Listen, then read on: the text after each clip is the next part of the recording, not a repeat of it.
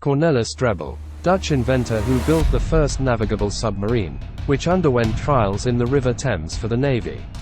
Although the development and final success of the submarine has been rendered possible only by the discoveries of recent years, the building of a ship to navigate beneath the surface of the sea is an old event.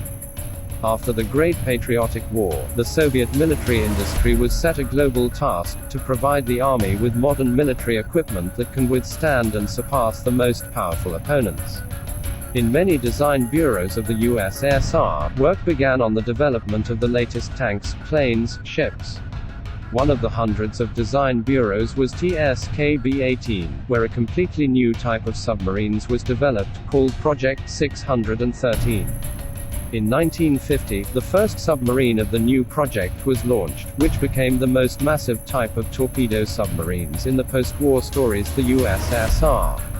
In total, 1951 submarines of this project in the USSR and 1958 in China were built from 215 to 21. Torpedo armament boats were 6 torpedo tubes caliber 533 mm, 4 bow and 2 fodder. For nasal devices, 1 spare torpedoes were stored on racks in the 6th compartment. Instead of 10 bow torpedoes, the boat could take 20 mines such as AMD 1000, 2 mines in each vehicle and 12 mines on racks.